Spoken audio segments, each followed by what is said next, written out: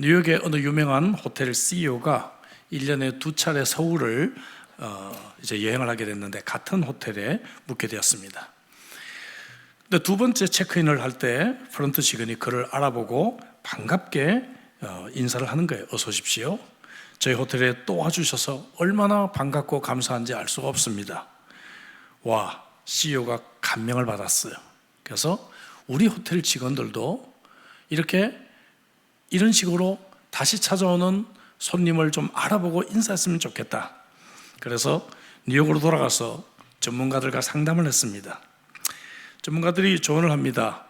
손님의 얼굴을 인식하는 소프트웨어를 이제 개발해야 되고, 그 다음에 얼굴 인식 카메라를 설치를 하고, 그래서 손님이 체크인을 할 때 그 인식 프로그램에 의해서 옛날에 왔던 손님인지 데이터베이스와 비교를 해서 그래서 왔던 손님인지 첫 손님인지를 프런트 직원에게 시그널을 통해서 알려주는 프로그램 개발을 의뢰를 했습니다.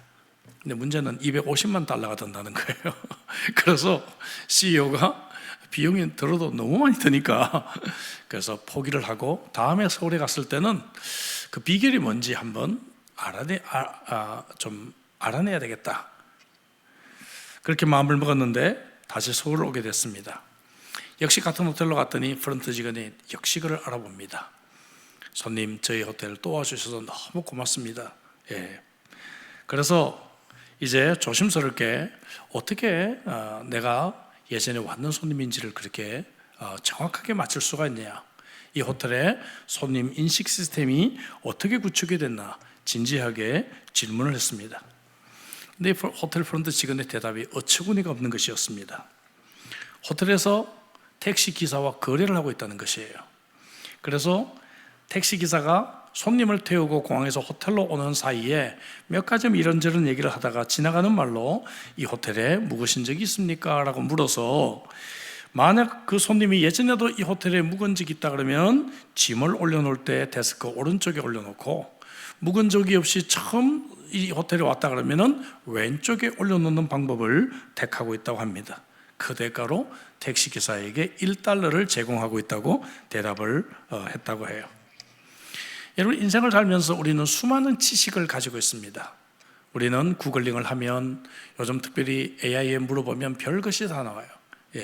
무슨 해외여행도요, 요즘 여러분 AI에 물어보면 정말 제가 봐도 기가 막힐 정도로 여행 이티너리를 짜주기도 하고, 그리고 항공 티켓 가격을 비교해 주기도 하고, 많은 지식들을 우리는 얻을 수가 있습니다. 그럼에도 불구하고 우리는 여전히 지혜가 우리에게는 부족한 세상에 살고 있지 않나, 그런 생각을 해봅니다. 인생 살면서 참 지혜가 필요합니다. 디도서 2장으로 돌아왔습니다. 지난 시간에 우리는 이 땅에서 어떻게 지혜로운 삶을 살 수 있을 것인가, 그 윤리에 대한 말씀을 나누었습니다. 근데 여러분, 바울 서신의 일반적인 구조는 어떻게 되어 있는가 하면은 교리를 먼저 설명하고 난 뒤에 그러므로라고 하는 강력한 전치사와 함께 윤리적인 생활의 가르침으로 이어지고 있어요. 대표적으로 로마서를 말할 수가 있겠죠. 11장까지 교리를 말하고 난 뒤에 12장 1절에 그러므로 사랑하는 형제들아, 내가 하나님의 모든 자비하심으로 너희를 권하노니 너희 몸을 하나님이 기뻐하시는 거룩한 산제사로 드리라. 이는 너희의 드릴 영적 예배니라. 그러면서 윤리가 시작이 되는 것이죠. 에베소서도 마찬가지입니다. 앞부분에서 먼저 교리, 닥트린을 먼저 말하고 난 뒤에 그 다음에 ethics, 이 윤리에 대한 말씀을 항상 가르쳐요. 근데 그 유일하게 디도서 2장은 그 순서가 반대. 그래서 우리는 2장 앞부분에 대해서 윤리에 대한 말씀을 먼저 우리는 배웠습니다. 그리고 난 뒤에 오늘 본문에 이제 그 교훈에 합당한 것을 가르치라 그러면서 1절 10절에서 합당한 윤리를 말하고 난 뒤에 오늘 본문 11절에 원문에 보면 왜냐하면 이라고 하는 접속사로 시작이 되고 있습니다. 왜냐하면 그러면서 이 윤리적인 삶의 근거가 되는 교리에 대한 가르침을 주고 있다 하는 것이죠. 그리고 그 교리는 한마디로 말하면 그리스도의 두 번의 나타나심과 관련이 있습니다. 첫 번째는 11절에 그 그리스도의 나타나심이 나옵니다. 11절에 보니까 뭐라고 되어 있는가 하면은 11절에 모든 사람에게 구원을 주시는 하나님의 은혜가 나타났다 이렇게 말하고 있죠. 이것은 구원을 주신 하나님의 은혜입니다. 이미 나타났다는 것이죠. 이거는, 그죠? 과거입니다.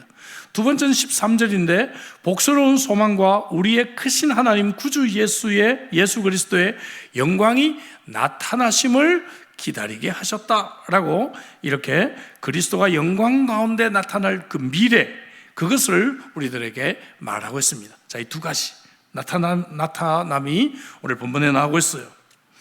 그래서 사도 바울은 이 짧은 5구절 안에서 기독교 시대를 개막하는 그리스도의 첫 나타남인 초림, 예수님이 처음 오신 인카네이션의 사건과 기독교 시대에 막을 내리게 되는 그리스도의 세컨드 커밍, 그리스도의 이 재림을 연결하고 있다는 것이죠. 그래서 우리가 과거를 돌아보고 그 다음에 미래를 바라보게 하고 있는 것입니다. 신학적으로 이걸 설명하면 already와 not yet, already, not yet 사이에 우리는 불편한 현재의 삶을 살고 있다는 것입니다. 기독교를 비판하는 사람들은 종종 이런 말을 합니다. 예수쟁이들은 맨날 과거에 구원받은, 맨날 과거 얘기만 해 그래요. 혹은 또 반대로, 아니면 미래 얘기만 해. 미래, 예수님 다시 오신다, 미래 얘기만 해. 현재가 없어. 그런 얘기들을 하면서 공격하는 것을 보게 됩니다. 그래서 바울이 앞부분에 현재의 삶 윤리에 대해서 먼저 가르치고 있다는 것입니다. 지난 시간에 우리는 앞부분 윤리에서 시니어 남성들은 권위를 가지고 성숙해야 되고, 시니어 여성들은 거룩하며 젊은 여성들을 가르칠 수 있어야 되고, 젊은 여성들은 좋은 아내와 엄마의 역할들을 감당해야 하고, 젊은 남성들은 딱 한 가지라 그랬습니다. 기억하십니까? 뭐죠? 자기를 다스리는 것, 그죠? 절제, 자기를 다스릴 줄 알아야 되고, 디도는 좋은 선생의 모범이 되어야 되고, 종들은 정직하고 성실하게 일하라, 이런 현재의 삶을 말했다 하는 것이죠. 자, 나타나다라고 하는 이 헬라어는 에피파네이아라고 하는 헬라어입니다. 이 말은 지금까지 감추어졌다가 드러나는 그런 것을 의미해요. 마치 해가 동틀 때 에피파네아라는 단어를 썼습니다.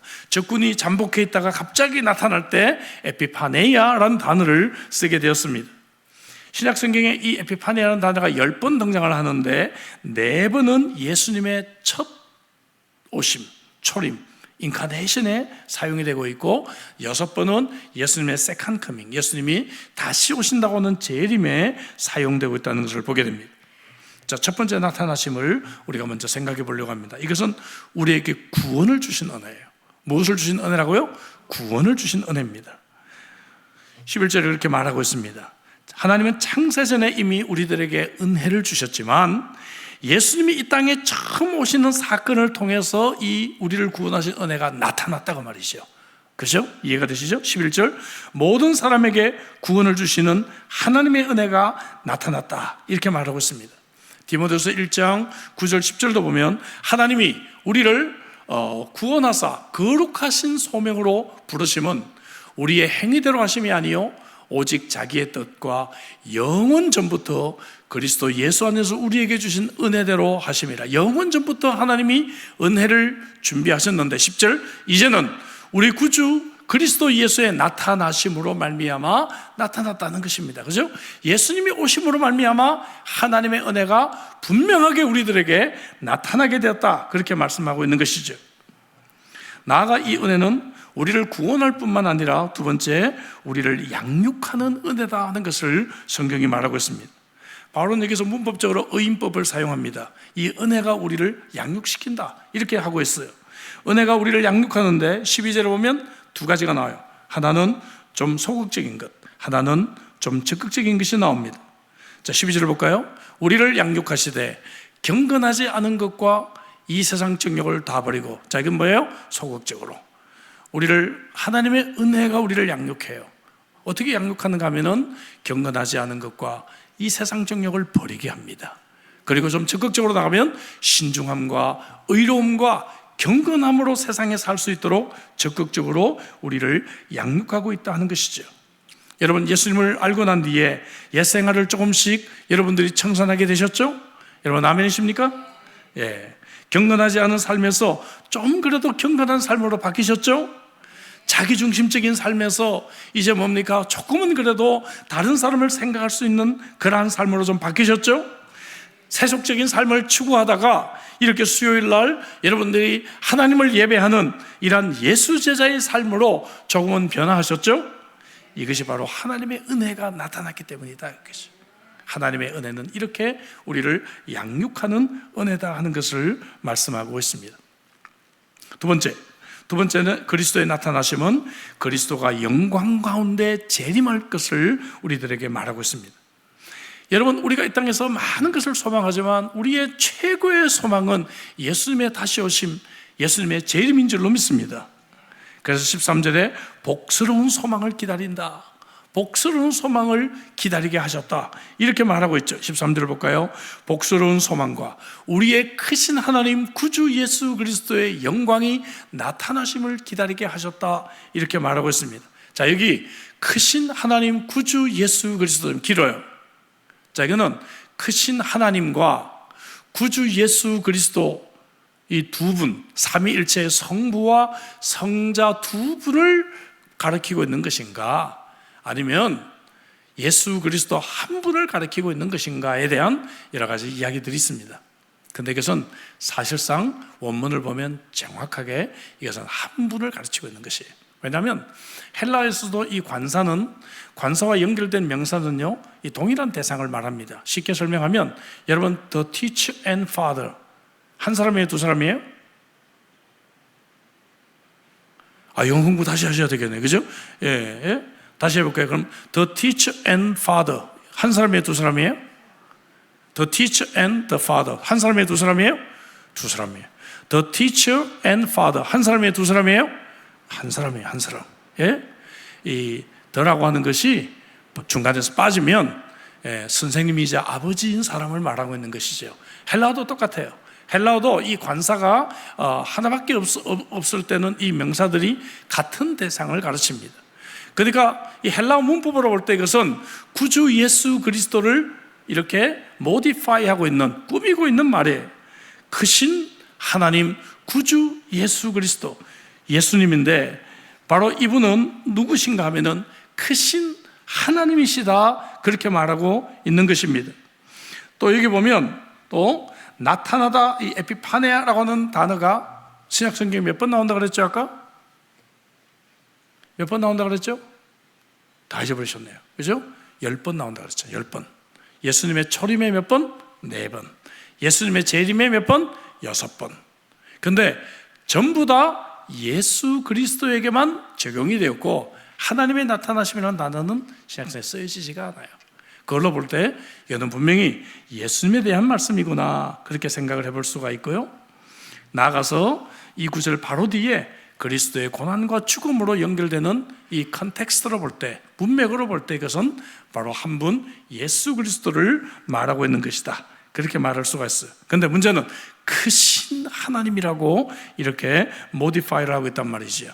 크신 하나님, 메가스 테오스, 메가스 크다, 광대하다. 여기서 영어 메가라는 단어가 나왔습니다. 헬라어에서 온 영어가 굉장히 많아요. 자, 크신 하나님이라고 하는 것이죠. 바로 그 주님이. 왜냐하면 주님이 나중에 오실 때는 정말 크신 하나님으로 우리에게 다시 오실 줄로 믿습니다. 아멘이시죠? 그때 그 영광스러운 모습을 말하기 위해서 크신 하나님의 영광이라고 우리들에게 표현하고 있다는 것입니다. 지금 우리가 이 땅에서 예수 그리스도의 모습을 많이 우리가 목격했고, 그리고 신약 성경을 쓴 기록자들에 의해 예수님이 얼마나 영광스러운 분인지를 우리에게 말했지만, 아직은 그래도 우리는 베일에 가려진 채로 예수님의 그 영광을 볼 뿐이에요. 그러나 예수님이 다시 오실 때, 그때는 이 다시 오시는 그 재림의 영광은 정말 크신 하나님의 영광으로 밖에는 우리가 표현을 못한다는 거예요. 우리의 표현에 한계가 있는 것이죠. 제가 손녀랑 좀 통화를 하는데, 가끔 손녀가 전화 마지막에 그런 얘기를, 달하는 할아버지를 이만큼 사랑해, 그래요. 그렇게밖에 표현을 못하는 거예요. 3살 반은, 그죠? 이만큼 사랑해, 이만큼 사랑해. 자기의 그 마음, 자기가 정말 할아버지를 그 사랑하는 그 마음을 그냥 이만큼이라고밖에 표현을 못하는 거죠. 그런 것처럼 예수 그리스도가 나중에 그 베일을 벗기고, 지금 우리가 얼마나 성경 통해서 예수님 오실 때만 영광스러운 모습 이런 얘기를 하지만 잘 모르잖아요, 사실은. 근데 예수님이 나중에 재림하시는 그 영광스러운 그 모습을 우리가 볼 때는 와, 크신 하나님의 영광이다 그 말이죠, 그죠? 바로 여러분 이 표현을 여러분들이 그냥 지나가지 말라는 거예요. 말씀을 읽을 때 왜 크신 하나님이라는 표현이 왜 여기 있겠어요, 그죠? 그것은 바울 사도가 예수님의 재림을 이야기하면서 막 가슴이 뛰는 거예요.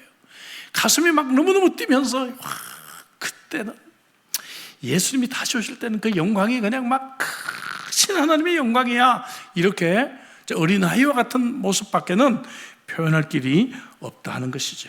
할렐루야. 요한일서 3장 2절을 우리 한번 읽어볼까요? 같이 읽습니다. 다 같이. 사랑하는 자들아, 우리가 지금은 하나님의 자녀라.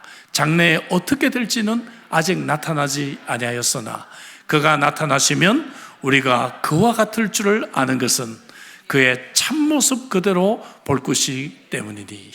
그때 우리가 예수님의 참모습을 보는 순간에 우리는 그 영광스러운 그러한 영광을 우리가 만나게 될 것이다 하는 것이죠. 여러분 이 소망 가지고 오늘 이기시기를, 승리하시기를 주 이름으로 축복합니다. 그때가 되면 우리의 구원이 완성될 것이기 때문에 바울은 자연스럽게 이어지는 구절에서 우리의 구원이 시작되었던 그리스도의 처음 나타나심으로 다시 돌아가요. 그래서 우리가 하나님의 언약 백성인 것을 확인합니다. 14절입니다. 14절을 볼까요? 그가 우리를 대신하여 자신을 주시면, 이렇게 나오죠, 그죠? 그 영광스러운 모습을 바울이 기대하면서 다시 예수님의 처음 나타나심으로 돌아가서 바로 그 나타나심을 우리가 영광을 누릴 수 있게 된 것은 예수님이 처음 오셔서 우리에게 구원의 은혜를 나타내셨기 때문이야, 이렇게 말씀하고 있는 것이죠. 그가 우리를 대신하여 자신을 주시면, 잘 보세요, 모든 불법에서 우리를 속량하시고, 두 번째, 세 번째는 우리를 깨끗하게 하사 선한 일을 열심히 하는 자기 백성이 되게 할, 세 가지가 나와요. 첫째는 우리를 대신하여 자신을 주셨다. 두 번째는 뭐예요? 우리를 모든 불법에서 속량하셨다. 세 번째는 선한 일을 열심히 하는 자기 백성이 되게 하셨다. 여기서 모두 구약의 이미지입니다. 구약의 이미지를 바울이 의도적으로 가지고 있는 거예요. 자, 그가 우리를 대신하여 자신을 주셨다. 이스라엘 사람들은 이 구절을 읽으면서 즉각적으로 어떤 그림이 떠올랐을까요? 유월절 어린 양을 떠올렸을 것입니다. 알겠죠? 유월절 어린 양. 그래, 예수님은 유월절 어린 양과 같이 우리를 위해서 대신 죽어주셨어. 두 번째, 모든 불법에서 우리를 속량하셨다. 이 말은 뭔가 하면은 paid. 우리에게 모든 값을 지불하시고 우리를 deliver 하셨다. 우리를 구원해 주셨다, 그 말이에요. 자, 이 말을 읽을 때 유대인들은 즉각 무엇을 생각했을까요? 애굽에서 그들이 출애굽한 사건을 즉각적으로 생각했습니다. 우리하고는 틀려요, 그죠? 애굽에서 그들을, 정말 종이었던 그들을, 아무 자격이 없는 그들을 구원해 주셨던 그 하나님의 은혜, 그 출애굽의 은혜를 그들이 생각했을 거란 말이죠. 미리암이 불렀던 이 찬양을 아십니까? 그런 놀라운 찬양이 막 이 구절을 읽으면서 유대인들은 막 이게 울려 퍼졌을 것 같아요. 우리도 좀 그런 마음을 가지고 성경을 읽었으면 좋겠습니다. 여러분, 할렐루야. 예. 우리는 그냥 일단 그냥 지나가는데, 이 유대인들이 이 말을 읽을 때는요, 이게 그냥 보통 읽는 구절이 아니에요. 예? 그렇다. 주님이 우리에게 유월절 어린 양이 되셨구나. 그렇구나. 정말 예수 그리스도의 나타나심으로 말미암아 우리를 애굽에서 출애굽시킨 것처럼 종살이했던 우리에게 값을 치르시고 우리를 구원해 주셨구나. 또 14절 마지막에 뭡니까? 자기 백성이 되게 하셨다. 이건 즉각적으로 무엇을 떠올리게 했을까요? 시내산 언약을 떠올리게 했습니다. 알겠죠? 시내산에서 하나님이 나는 너의 하나님이 되고 너는 나의 백성이 될 것이다 라고 언약하셨잖아요. 그러니까 이 짧은 구절, 이 14절 한 구절 안에 구약이 다 들어있는 거예요. 바울이 그래서 이 14절을 할 때, 유대인들은 이 14절을 읽을 때 구약의 모든 역사들을, 구약에서 나타났던 하나님의 그 크신 은혜를 그들은 감동으로 이 14절을 받았을 것입니다. 그렇다면 오늘 우리도 그런 감동으로 14절을 받았으면 좋겠습니다. 그런 감격이 우리에게 다시 한번 넘쳤으면 좋겠어요. 바울은 여기서 그런 이미지를 사용해서 우리를 위해 대신 죽은 유월절 속죄양을 우리에게 연상하게 하고 우리를 구출해 주신 출애굽 사건을 연상하게 하고 시내산에서 아무 조건 없이 자기의 백성 삼아주신 언약 백성이 된 그 은혜를 바울은 돌아보게 하고 있다는 것입니다. 우리는 그래서 구약의 이스라엘 백성들과 연결이 되어져 있습니다. 하나님은 구약 백성이나 오늘 우리들에게나 하나님은 유월절이시고 출애굽이시고 시내산이십니다. 우리는 하나님의 언약의 백성이라는 것을 알게 됩니다. 그렇다고 한다면 이런 하나님의 예수 그리스도의 두 번의 크신 나타나심을 우리가 참으로 알고 있다면 오늘 현재의 삶은 어떻게 해야 될 것인가? 14절 뒷부분에 뭐라고 언급합니까?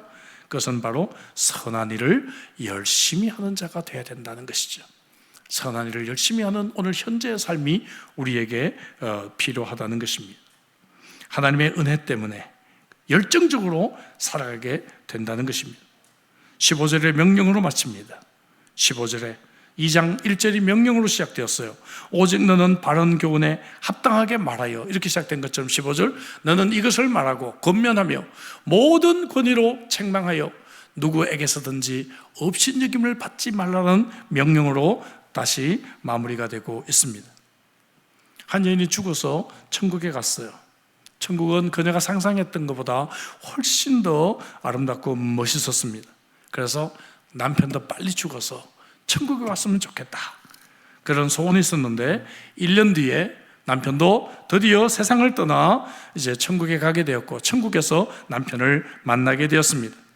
그래서 남편과 손을 잡고 천국 일주 여행을 했는데 너무 아름답고 너무 멋있어요. 근데 일주 여행을 갔다 오고 난 뒤에 남편이 투덜투덜거리면서 아내에게 이런 말을 내뱉습니다. 내가 세상에 있을 때 당신이 해준 잡곡밥만 먹지 않았어도 내가 천국을 5년 정도는 더 빨리 올 수 있었을 텐데, 이렇게 여러분 유머와 같은 얘기지만 그렇게 여러분 천국을 정말 소망하고 계십니까? 그리스도의 그 영광스러운 나타나심을 여러분들이 기대하고 계십니까? 우리는 뒤를 돌아보며 하나님의 은혜가 나타나는 것을 우리는 기억을 해야 됩니다. 우리는 이걸 잊지 말아야 돼요. 또 우리는 앞을 내다보며 우리의 구원이 완성되는 그 은혜가 나타날 것을 열망하며 선한 일에 열심히 우리가 오늘 현재의 삶을 살아야 합니다. 저는 강해 설교를 할 때 항상 이 본문에 대해서 탁월한 논문들을 몇 개를 선정해서 읽어봅니다. 요즘 감사한 것은 제가 멀리 미국이나 유럽까지 가지 않아도 제 컴퓨터에서 전 세계에 있는 모든 좋은 아티클들을 다 제가 도서관에 들어가서 찾아볼 수가 있어요. 검색 기능도 참 탁월하게 잘 되어 있습니다. 제가 디도서 2장 11절부터 15절을 설교를 준비하면서 봤던 여러 논문 중에서 가장 탁월했던 논문은 The School of Grace라고 하는 제목의 그런 논문입니다. 캐넌 헤이 에이큰이라는 사람이 쓴 글인데요. 벌써 200년이 넘는 글인데 여전히 가장 탁월한 논문으로 꼽히고 있습니다. 왜 The School of Grace인가 하면은 바로 우리가 이 은혜의 나타남, 오늘 본문의 은혜의 나타남이라 했죠. 은혜의 나타남을 경험하게 되었다면 이 은혜는 우리를 구원할 뿐만 아니라 오늘 본문에 나온 것처럼 우리를 양육하기 때문에 우리를 은혜의 스쿨로 입학시킨다. 참 멋진 표현을 썼어요. 그죠? 멋진 표현이죠? 그래서 은혜는 우리를 학교로 데려간다는 거예요. 우리를 양육한다 했으니까. 자, 그러면서 그가 마지막 결론 부분에 이 은혜의 두 창문을 이렇게 나타남 두 가지로 설명하고 있는데 매우 탁월한 설명법이 아닌가 저는 그렇게 생각을 합니다. 바로 예수 그리스도의 초림, 처음 나타나심의 창문 하나와 그 다음에 또 하나의 이 창문, 예수께서 나타나실 재림의 그 나타나심의 이 창문, 두 은혜의 이 창문을 우리들에게 설명하고 있습니다. 서쪽 창문을 통해서 우리는 골고다의 그 놀라운 은혜의 빛을 우리는 받은 자들입니다. 그리고 앞으로 동쪽 창문을 통해서 태양이 떠오르게 될 것입니다. 그 태양은 바로 예수께서 다시 오시는 영광스러운 재림의 그 태양을 우리가 만나게 될 것입니다. 와, 멋지죠? 어떻게 이렇게 표현하는지 모르겠어요. 이건 어렸을 때부터 이렇게 교육을 받아야 되는 것 같아요. 이 대한민국에서 이 대학까지 졸업한 저는 참 이런 이 기법이 참 나오기 어려운데 참 멋진 표현인 것 같아요. 말씀을 보면서 이런 멋진 그런 표현들을 한 분들이 있습니다. 사랑하는 성도 여러분, 오늘 우리가 함께 예배를 드리는 저와 여러분들에게 이 두 창문의 은혜가 늘 우리들에게 감격이 되었으면 좋겠습니다. 신앙생활 하면서 이 두 창문을 기억하십시오. 예수님의 첫 나타나심과 예수님의 장차 나타나심. 우리는 그 사이에서 오늘 현재 좀 불편한 삶을 살고 있습니다. 좀 힘든 삶을 살고 있어요. 그러나 이 현재 삶은 잠시 잠깐의 삶인 줄로 믿습니다. 그리고 잠깐 좀 불편해도, 좀 돈이 없어도, 좀 내 신랑이 좀 나를 실망시켜도, 내가 좀 결혼을 좀 잘못했어도, 내가 하나님이 또 자녀를 주시지 않아서 자녀가 없어도, 혹은 세상에서 내가 좀 가방줄이 좀 짧아도, 세상에서 좀 돈이 없어도, 그게 무슨 큰 우리의 행복을 결정한단 말입니까, 여러분? 예수 그리스도의 영광스러운 여러분 그 은혜의 두 창문을 우리는 가진 자들인 줄로 믿습니다. 이 은혜 가지고 이 밤에 승리하시기를 주의 이름으로 축복합니다. 기도하십시다. 주신 말씀 가지고 기도하죠. 모르겠습니다. 저는 참 디모데후서 2장 11절 15절이 참 좋아요. 참 좋아요. 말씀을 준비하면서 제게는 너무 큰 은혜가 되었습니다. 여러분은 어떠실지 모르겠어요. 우리는 예수 그리스도의 첫 나타나심의 은혜를 입은 자들입니다. 그 영광, 그 나타나심의 그 은혜 여러분들이 간직하고 계십니까? 그리고 우리는 우리는 그리스도의 다시 오심의 영광스러운 세컨드 커밍의 메가세오스, 정말 메가와 같은 큰 하나님의 영광을 우리는 만나게 될 것입니다. 그래서 오늘 현재 우리가 살아가는 거예요. 현재 선한 일에 열심히 살아가는 것입니다. 그냥 내가 열심히 공부해서 돈 많이 벌고 결혼 잘하고, 그죠? 내가 성공, 그게 우리 인생의 꿈이 될 수는 없어요, 여러분. 예, 저도 한때 그것이 인생의 꿈이었다가 그것이 참 실패하는 날 죽고 싶은 정말 그런 인생의 실패를 경험했던 사람입니다. 그러나 여러분 지금은 그렇지 않아요. 네, 지금은 정말 오늘 이 본문처럼 영광스러운 은혜의 이 두 창문을 붙들고 살아갑니다. 여러분들에게 이 두 창문이 있다면 여러분들의 오늘 현재의 삶은, 매일매일의 삶은 햇빛이 가득한 그러한 은혜 충만한 삶이 될 줄로 믿습니다. 오늘 주신 말씀 가지고 우리 한번 간절하게 통성으로 우리 기도하십시다. 기도하시겠습니다. 하나님 아버지 감사합니다.